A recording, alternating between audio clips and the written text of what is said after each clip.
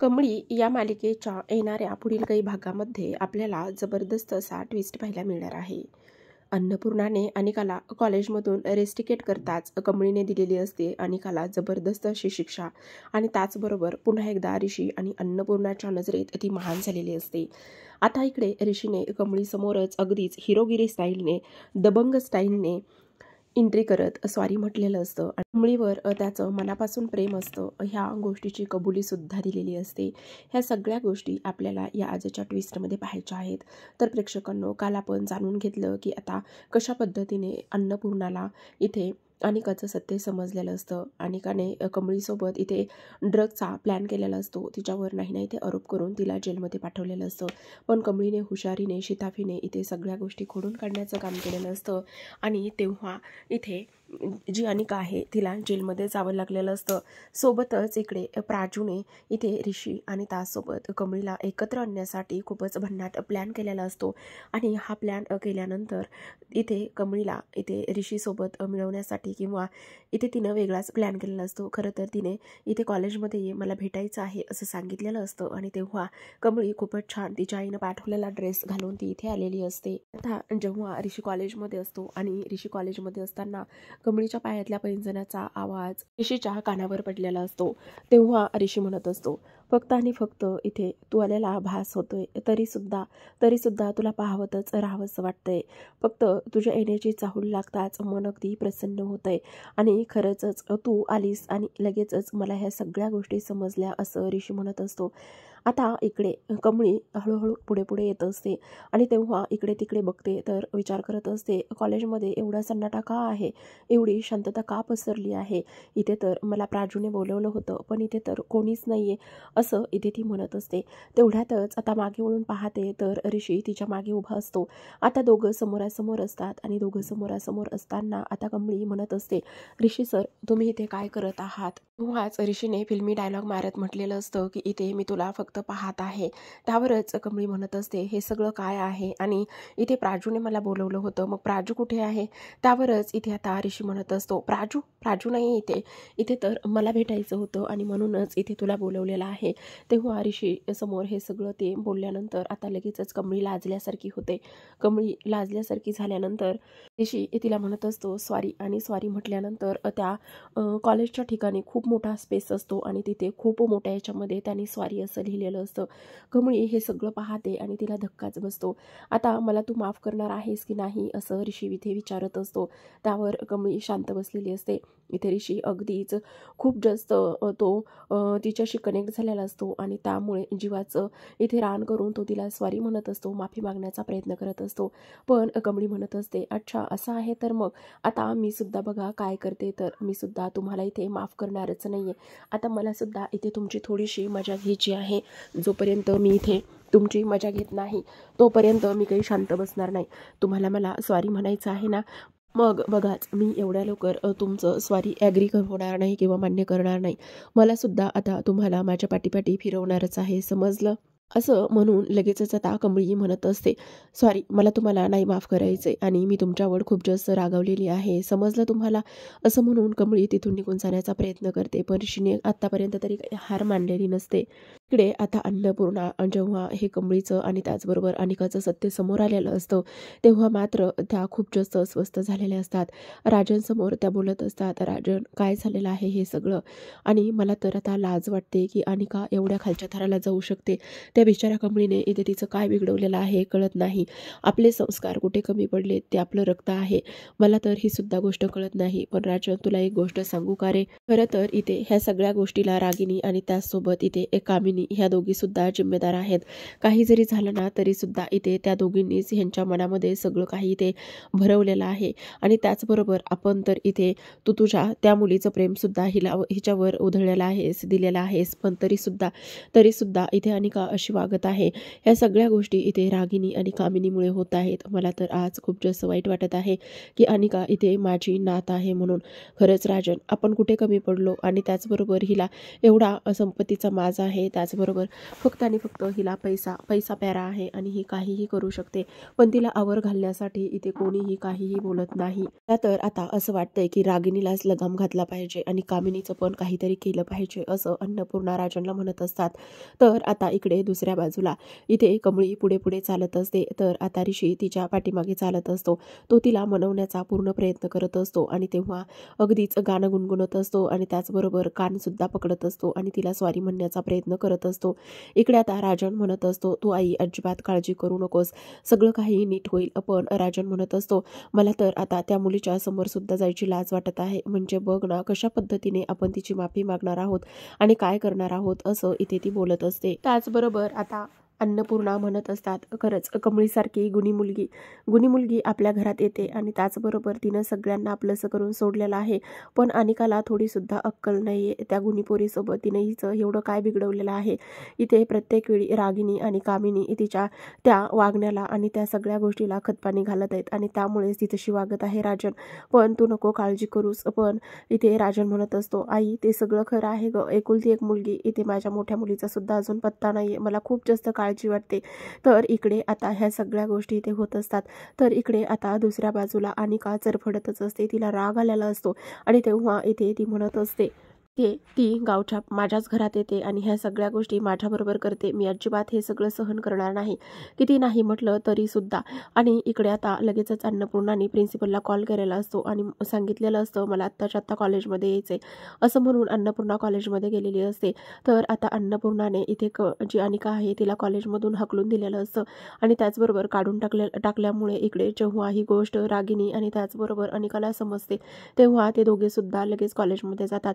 कॉलेजमध्ये गेल्याच आता इथे प्रिन्सिपलच्या केबिनमध्ये ते दोघी सुद्धा जातात. आता त्या दोघींना तर असं वाटलं असतं की तिथे प्रिन्सिपलच आहेत म्हणून, पण अन्नपूर्णा आजी इथे पाठमोऱ्या बसलेल्या असतात आणि अन्नपूर्णा आजी पाठमोऱ्या बसल्यानंतर इथे रागिनी आल्याबरोबरच म्हणत असते, प्रिन्सिपल सर, तुमची एवढी हिंमत कशी झाली की इथे माझ्या मुलीला ह्या कॉलेजमधून काढून टाकण्याची? तुम्हाला माहिती आहे ती कोण आहे? हे कॉलेज तिचं आहे आणि सगळं तिचं आहे, असं म्हटल्याबरोबरच आता अन्नपूर्णा त्या खुर्चीवरून उभ्या राहतात आणि खुर्चीवरून उठून उभ्या राहिल्यानंतरच आता आई तुम्ही इथे, त्यावरच ती म्हणत असते, आई नाही, कळलं, मी ह्या कॉलेजची ट्रस्टी आहे, हे कॉलेज माझं आहे आणि हा निर्णय मी घेतलेला आहे. इथे अनिकाला ह्या कॉलेजमध्ये राहण्याचा काही संबंध नाहीये. त्याचबरोबर अनिका इथे फक्त तू एक स्टुडंट आहेस आणि नाही माझं कुठलं रक्ताचं नातं मी ह्या कॉलेजमध्ये तुझ्यासोबत मांडणार नाही. सगळ्यात महत्त्वाचं म्हणजेच की अजून एक, ह्या कॉलेजमध्ये जर तू कुणी दुसऱ्यांनी अशा पद्धतीचं वागलं असतं, काही केलं असतं, तरीसुद्धा त्याच्यासोबत हेच केलं असतं, बरोबर की नाही, जसं तुम्ही कमळीसोबत केलं होतं. त्यावरच आता रागिनी म्हणत असते, अहो आई, पण तुम्ही हे सगळं काय करताय? ती तुमची नात आहे. हो, नात घरी आहे पण कॉलेजमध्ये नाहीये. तिला फक्त आणि फक्त इथे संपत्तीचा गर्व आहे आणि त्याचबरोबर सगळ्यात महत्त्वाचं म्हणजेच की ती कुठल्याही थराला काहीही करू शकते. त्यामुळे तिला ह्या कॉलेजमध्ये ठेवणं खूप जास्त रिस्की आहे आणि म्हणूनच मी तिला ह्या कॉलेजमधून काढून टाकण्याचा निर्णय घेतला आहे. आता हे सगळं म्हटल्यानंतर मात्र इकडे रागिनीला खूपच मोठा धक्का बसतो. तिला तर कळत सुद्धा नसतं काय करायचं काय नाही. अनिका तर अशी तिरसट डोक्याची आहे आणि ह्या सगळ्या गोष्टी अशा झाल्यामुळे आता तिला तर खूपच मोठं टेन्शन आलेलं असतं. इकडे अनिका चरफडत असते. तेवढ्यातच तिथे प्रिन्सिपल आलेले असतात आणि प्रिन्सिपलांसमोर ह्या सगळ्या गोष्टी झालेल्या असतात. त्यामुळे प्रिन्सिपल सुद्धा आता काहीच करू शकलेले नसतात, कारण इथे आता सगळं काही अन्नपूर्णाने केलेलं असतं आणि अन्नपूर्णाने ह्या सगळ्या गोष्टी इथे केल्यामुळे आता मात्र काही जरी झालं ना तरीसुद्धा इथे हे बदलणारं नसतं, असं अन्नपूर्णाने सांगितलेलं असतं. तर आता इकडे दुसऱ्या बाजूला जी काही कमळी आहे ती मात्र इथे मुद्दामूनच ऋषीला तालावर नाचवण्याचं काम करत असते. ऋषी तिला सॉरी म्हणत असतो, गाणं म्हणत असतो आणि हे सगळं कॉलेजच्या आवारामध्येच होत असतं. कॉलेजच्या आवारामध्ये होत असताना थोडेसे बाहेर चालत जातात आणि थोडेसे बाहेर चालत गेल्यानंतर इकडे आता तो कमळीला सॉरी म्हणत असतो. पण आता कमळी म्हणत असते, अजिबात नाही हा ऋषी सर, मी बघाच अजून थोडा वेळ तुम्हाला चांगलंच मी इथे माझ्या मागं फिरवणार आहे, घुमवणार आहे, असं म्हणते आणि समोर गाडी असते एक बाईक आणि त्या आरशामध्ये इथे कमळीचा जो हसरा चेहरा आहे तो इथे ऋषी पाहतो आरशातूनच आणि तेव्हा इथे तो मनातच म्हणत असतो, अच्छा हे आहे तर, मला तर माफ करायचं आहे, कधीच मला तू माफ सुद्धा केलेला आहेस, पण इथे तुला मुद्दामूनच ॲटिट्यूड दाखवायचा आहे, मला अक्कल शिकवायची आहे का?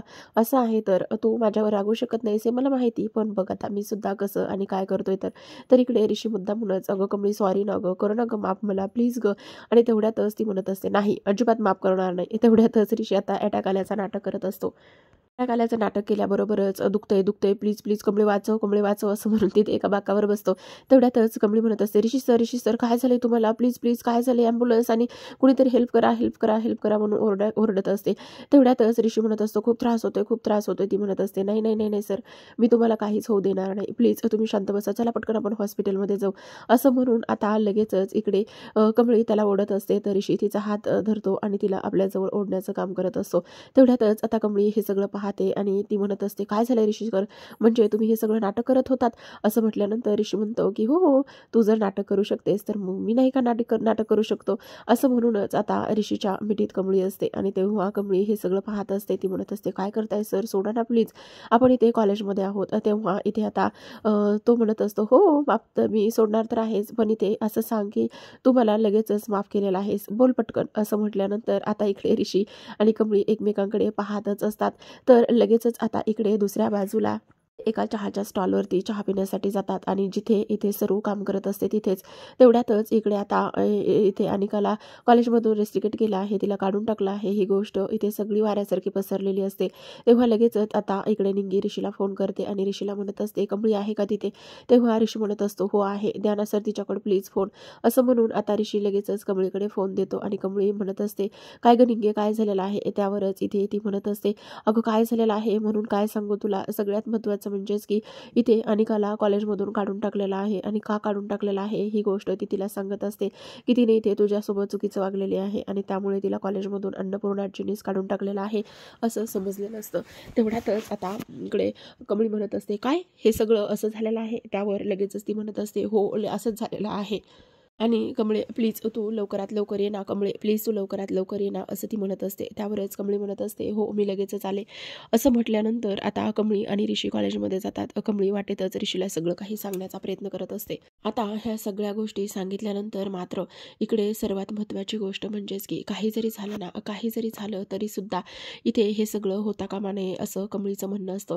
ती लगेचच आता अन्नपूर्णाच्या समोर जाते आणि अन्नपूर्णाच्या समोर गेल्यानंतर इकडे ती अन्नपूर्णासमोर हात जोडून उभी असते. अन्नपूर्णा तिला म्हणत असतात, काय ग काय झालेलं आहे आणि तू अशी हात जोडून माझ्यासमोर का उभी आहेस. त्यावरच आता इकडे कमळी म्हणत असते, अन्नपूर्णा आजी, आणि लगेच नमस्कार करते आणि सुखी राहा, पण काय झाले ते तरी सांग. त्यावरच आता कमळी म्हणत असते, हे बघा मला माहिती अनिकाने चूक केलेली आहे, तिने ज्या गोष्टी इथे करायला नको होत्या त्या गोष्टी तिने इथे केलेल्या आहेत, पण प्लीज मी तुमच्यासमोर हात जोडते, इथे तिच्या स्वप्नांचा इथे चुरडा होता कामा नये, तिचं शिक्षण इथे बंद होता कामा नये. तुम्ही हवं तर तिला कुठलीही दुसरी शिक्षा द्या, तिने गुन्हा केलेला आहे, तिने चूक केलेली आहे, त्याकरिता तुम्ही तिला शिक्षा द्या, पण इथे प्लीज अनिकाला कॉलेजमधून काढू नका असं म्हटल्यानंतर आता इकडे लगेचच अन्नपूर्णा म्हणत असते, काय काय कमळे हे तू बोलत आहेस. त्यावरच कमळी म्हणत असते, हो हे सगळं मी बोलत आहे, कारण अनिका इथे कॉलेजमध्ये राहणं खूप जास्त गरजेचं आहे, त्याचबरोबर तिचं स्वप्न आहे आणि तिला काय किंवा मला काय कॉलेजमधून काढून टाकलं असतं तरी सुद्धा मला सुद्धा वाईट वाटलेच असतं ना. म्हणून मी आजी तुमच्याकडे एक रिक्वेस्ट करतो बघा, तिला एक संधी द्या आणि त्याचबरोबर तिला संधी द्या आणि त्याचबरोबर तिला इथे शिक्षण पूर्ण करू द्या, तिचं स्वप्न तिला पूर्ण करू द्या अशी कमळी आता अन्नपूर्णाकडे रिक्वेस्ट करत असते. ह्या सगळ्या गोष्टींची आता रिक्वेस्ट केल्यानंतर अन्नपूर्णा म्हणत असतात, शिक जरा अनिका, काहीतरी तिच्याकडून शिक, इथे तू तिला कॉलेजमधून काढून टाकण्यासाठी बदनाम करण्यासाठी किती खालच्या थराला गेली होतीस, पण ती पोरगी बघ काय काय करते आणि कशा पद्धतीने ह्या सगळ्या गोष्टी करते असं आता अन्नपूर्णा इथे अनिकाला म्हणत असतात. पण आता इकडे लगेचच अन्नपूर्णा म्हणतात, ठीक आहे कमळे, तू जर म्हणत असतील ना तर मी तिला माफ करण्यासाठी तयार आहे, पण सगळ्यात महत्त्वाची गोष्ट मी तुला एक सांगते आणि ती म्हणजेच की काही जरी झालं ना तरी सुद्धा इथे अनिकाचं मी जिला इथे कॉलेजमधून काढण्याचा जो निर्णय घेतला आहे तो मी परत घेते, पण सगळ्यात महत्त्वाची गोष्ट म्हणजेच की इथे तिला शिक्षा तर व्हायलाच पाहिजे आणि तिला शिक्षा तू देणार आहेस असं म्हटल्यानंतर आता इकडे अनिकाला प्रचंड पुन्हा एकदा राग आलेला असतो. ती विचार करत असते, ही गावच्या मला शिक्षा देणार आहे आणि हिचा काय संबंध आहे असं म्हटल्यानंतर आता लगेचच अन्नपूर्णा म्हणतात, फक्त शिक्षाच नाही तर आणखी एक गोष्ट महत्त्वाची ती करणार आहे आणि ती म्हणजेच की काही जरी झालं ना तरी सुद्धा अनिकाने तिची सर्वांसमोर माफी मागायची आहे आणि अनिकाने तिची सर्वांसमोर म्हणजे कमळीची माफी मागितली तरच कमळीने तिला इथे माफ करायचं की नाही हा पूर्ण निर्णय घ्यायचा आहे. हे सगळं ऐकल्यानंतर ऋषीला तर आनंदच होत असतो. खरं तर कमळीबद्दल पुन्हा त्याला इथे मनामध्ये सगळं काही उफाळून येत असतं. म्हणजे पहा ना, कमळीचा जो चांगुलपणा आहे इथे अनिकाने कमळीला बदनाम करण्यासाठी आणि त्यासोबत इथे पोलीस स्टेशनला पाठवण्यासाठी, कॉलेजमधून काढण्यासाठी किती काय काय गोष्टी केल्या होत्या. आणि आज तीच कमळी इथे अनिकाच्या बाजूने तिला प्रोटेक्ट करत आहे, तिच्या बाजूने बोलत आहे. म्हणूनच आता ऋषीला इथे आनंद झालेला असतो. इकडे अन्नपूर्णा म्हणत असतात, काय सांगितलंय मी अनिका, तुला तिची माफी मागावीच लागेल. असं म्हणता क्षणी आता अनिका पुन्हा इथे खूपच रागत आणि वैतागतच बोलत असते. तेवढ्यातच रागिनी तिला समजवण्याचं काम करते. ती म्हणत असते, नाही आणि बेबी, आत्ता तू इथे काहीच बोलणार नाहीस, प्लीज शांत होणार आहेस तू, प्लीज काहीच असं बोलू नकोस वगैरे, या सगळ्या गोष्टी इथे आता ती बोलत असते. आणि तेवढ्यातच तू तिला आत्ता ह्या क्षणी माफी मागणं खूप जास्त गरजेचं आहे. नंतरची नंतर आपण जे काही होणार आहे, काय करायचं आहे, ह्या गोष्टी आपण नंतरची नंतर बघून घेऊ, पण आत्ता आत्ता तू इथे माफी माग तिची. असं म्हटल्यानंतर आता इकडे अनिका लगेचच कमळी समोर येते आणि सॉरी म्हणत असते.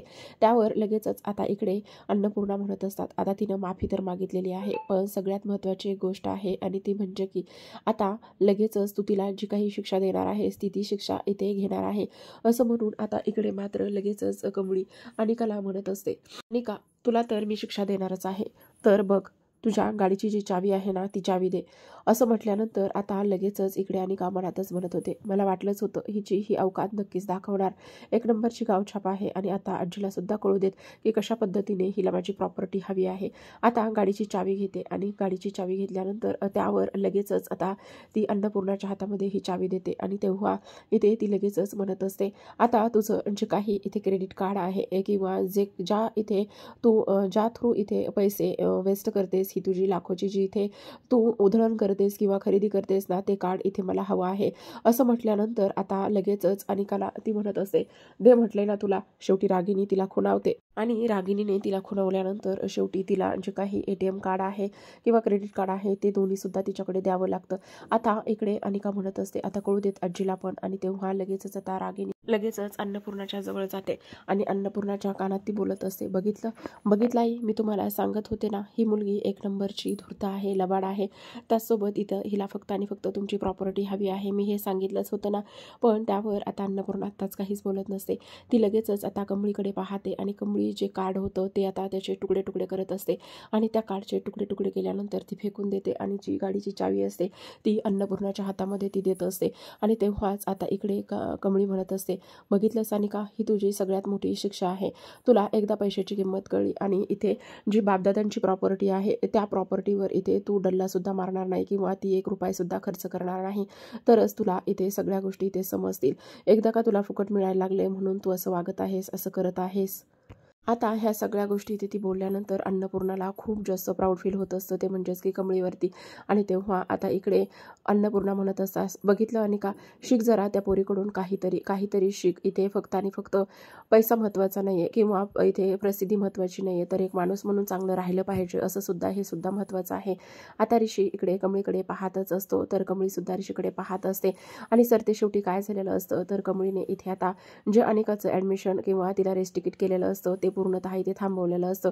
पण इकडे मात्र आता अनिकाच्या मनामध्ये खूप काही इथे घालमेल सुरू असते. म्हणजे तिला कमळीचा प्रचंड राग येत असतो आणि राग आल्यामुळे आता पुढे ती काय करेल, कशा पद्धतीने पुन्हा एकदा कमळीच्या ह्या मार्गामध्ये, ह्या वाटेमध्ये अडथळे निर्माण करेल, हे पाहणं खूपच इंटरेस्टिंग आणि रंजक असतं. तर आता प्रेक्षकांनो, इकडे मात्र ऋषी अजूनच कमळीवरती फिदा झालेला असतो. तो म्हणत असतो, मला तर आत्ता वाटतंय की लगेचच हिच्याजवळ जावं आणि हिला लव्ह यू म्हणून टाकावं. आणि एकदा का लव्ह यू म्हटलं तर पुन्हा मला भीती वाटते, जर ही मला सोडून गेली तर, आणि जर हिने माझ्या भावना समजून नाही घेतल्या तर. नाही नको, मला हिची मैत्री गमवायची नाहीये. पण काय करू, मला तर ही खूप आवडते, खूप जास्त. मग मला काही करून सांगावलं तर लागणारच आहे, असं सुद्धा आता ऋषी ते बोलत असतो. तर प्रेक्षकांना पाहत राहा कमळी.